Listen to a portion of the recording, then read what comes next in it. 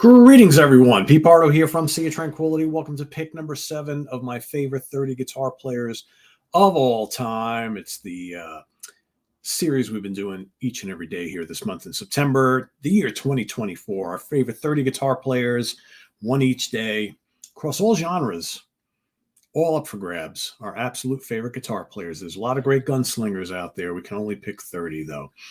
And today, for pick number 7, the guy I've been following for a long, long time. He's done lots of different things in all the years I've been listening to him, and it's all really great.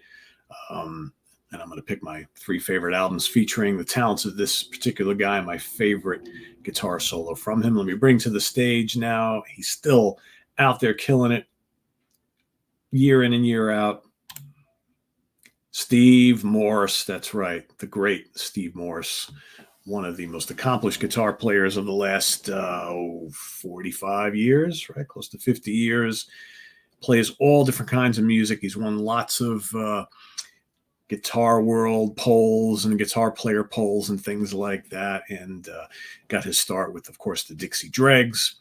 And, of course, the Steve Morse Band. He was in Kansas. And up until fairly recently, the guitar player for Deep Purple for almost 30 years, right?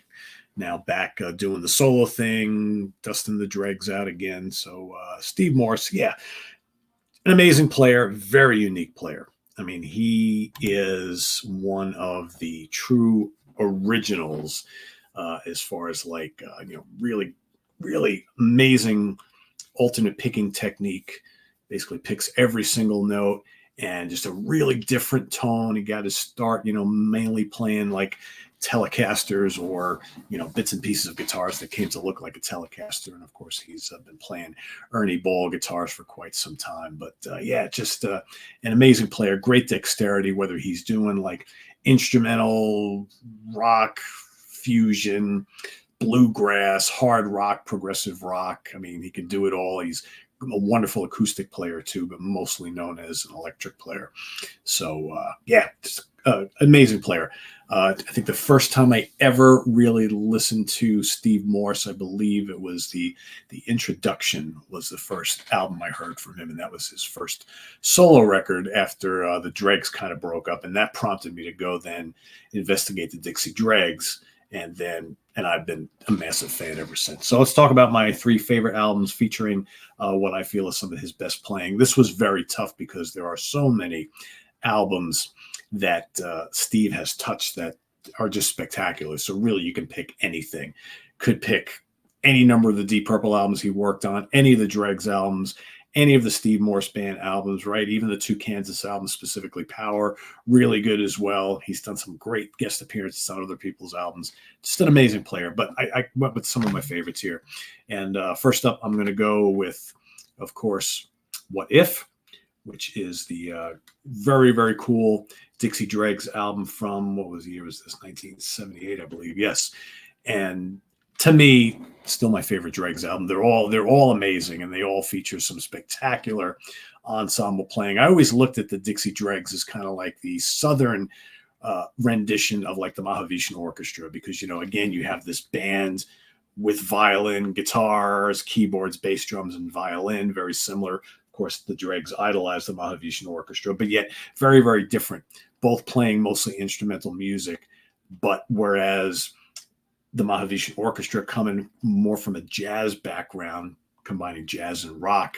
You have the Dregs, which are coming from this kind of like bluegrass, blues, rock, country, jazz, rock fusion thing, right? Which is a little bit different. It definitely has a kind of like a Southern twang to a little bit of prog as well. So yeah, I mean, classics off of this, Take It Off the Top, Odyssey is terrific. Title track, What If is great. Travel Tunes, Ice Cakes, Gina Lola Breakdown, Night Meets Light. I mean, there's just not a weak song on here, just all amazing stuff. And, Steve's not the complete star of the show. He does a lot of great things on here. But again, this is more like an ensemble band. Everybody gets their moment to shine, but Steve is just absolutely unbelievable here. And again, 1978, right? Going way back here. Next up, I'm going to go with the first Steve Morse Band album. Again, the Introduction. This is mind-blowing. So this is Steve in like a power trio context, again, doing all instrumental work. This is just absolutely absolutely amazing. Of course, he's got I'm drawing a blank. Jerry Peak on bass, and of course Rod Morgenstein on drums, also from the Dixie Dregs. This is the first incarnation of the Steve Morse Band. Of course, afterwards would be Dave LaRue and Van Romain on bass and drums, and that would be long-standing lineup there, still to this day. But this original lineup, very, very cool as well, and just some amazing tracks on here. Cruise Missile, just absolutely killer. Steve is one of the fastest players too. But again, just such a busy style. And again, he's picking all those notes. So it just sounds like this flurry of things going on, but so precise and so melodic as well. And he's got a sound. His tone is just very, very different. Generally, he's on here. The introduction, title track, amazing. Vertical Hair Factor on the pipe, another one of his signature tracks. So good. The Whistle, Mountain Waltz, and Huron River Blues. Just amazing stuff. Again, that was my first introduction to Steve Morse with the introduction. One of my other favorite Steve Morse Band albums, and probably with the next lineup again, like I mentioned, Van Romain and Dave LaRue, still to this day, my favorite album featuring that lineup is the incredible Coast to Coast. So here we're going into the 90s here. This was 92. A little bit of a heavier album. This, of course, kind of a response to some of the albums like Joe Satriani and Steve Vai were doing these guitar-centric things. And this is kind of falls in line with that. I mean, user-friendly Collateral Damage, which is so good. Runaway Train, Morning Rush Hour, Long Lost, the Z, or the sorry, I always come on say the Z. Cabin Fever, so good. Flat Baroque, really, really great. Again, pulling out the acoustic stuff, really good. Everything on here is just absolutely fabulous. High energy instrumental rock, just really, really great stuff. So those are my three albums. And as far as my favorite solo, this was near impossible. I had all these choices, and I'm like, they're all correct, right? Do I want to go with Too Many Notes from High Tension Wires, another great Steve solo record, an amazing solo? I could have done that. But ultimately, I've always thought that he has played some really, really tasteful and impressive stuff during his time with Deep Purple. And so I really wanted to find a solo that just really moves me from the Deep Purple catalog, the many albums that he played on there. And I'm going to go all the way back to the first album that he did with Purple back in the mid-90s. This was the Perpendicular album. And I'm going to go with what I consider the kind of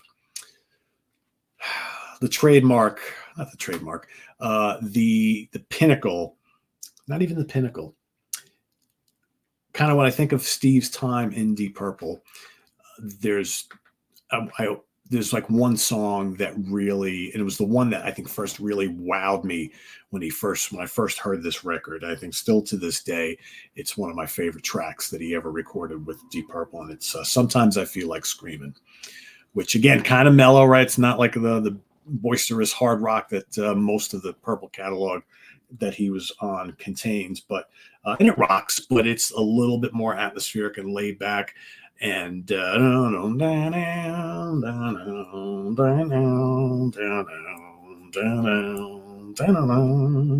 the solo is just so good, and it keeps building and building and building. And I was lucky enough to see Purple play this a number of times when Steve was in the band, and every time just was better and better. Just such a great song, great Gillan vocal on it, but just Steve's tone and the choice of notes, and it's just incredible. He's got a lot of great solos, but to me, Sometimes I Feel Like Screaming, really, really special, because at the time, Blackmore had left again, and it was like, are the band going to continue on? Are they not? And then you find out that, they work with Satriani for a little bit, and it's like, well, is this the end of Deep Purple, whatever? And then one of my favorite players of all time joins the band, and I was kind of like, that's kind of a weird fit. We'll see how it goes. And then as soon as I heard the first album with them together, I knew it was a good fit and it would work. And that song just has thrilled me ever since. So yeah, Sometimes I Feel Like Screaming from Perpendicular by Deep Purple is the solo. And then you got the What If album, the introduction, and Coast to Coast from the Dregs and the Steve Morse Band. So those are my picks for Mr. Morse. Let me bring him back to the stage. There he is once again with his Ernie Ball Music Man guitar, the trusty blue and black, I always call it. And let us know what you think of Steve Morse down in the comments below, as well as your pick for today. Pick number 7, top 6 coming at you starting tomorrow morning, number 6. And we're going to work our way to number 1. Then, of course, October 1st, which is right around the corner, we're going to do our favorite 30, how many days? 31? Yes, our favorite 31, the top 31 debut albums of all time. That's what I'm doing. So that's coming up. Starting October 1st, we'll start with pick number 31, and I'll work my way to number 1, what I feel are the 31 greatest debut albums of all time. Stay tuned for that, and visit us on the web at www.seatranquility.org. We're on Facebook, we're on YouTube all together, all the damn time. Please subscribe if you haven't already, and click on that notification bell so you get alert of all of our content as a post. And please do hit the like button before you leave. Also, down below, we got the links to our Ko-Fi page for channel donations, our merch page, our Cameo page, and the membership join button is also here as well. So thanks in advance for everybody who has signed on for some channel support. We greatly appreciate it. And we'll see you soon here with more stuff. I'm Pete Pardo.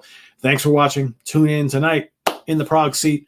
We're taking a look at the 3 classic albums from King Crimson to kick off the 80s. New band, new lineup, new era, discipline, beat, and 3 of a perfect pair. We got the Beat Band out on tour right now, so it's kind of like we're doing this to coincide with that. So we're revisiting those 3 King Crimson albums, kind of doing like an album study with 3 albums. So join us tonight on In the Prague Seat, 9 p.m. Eastern Standard Time. Till then, I am Pete Pardo. Thanks for watching, everybody. See you soon. Bye-bye.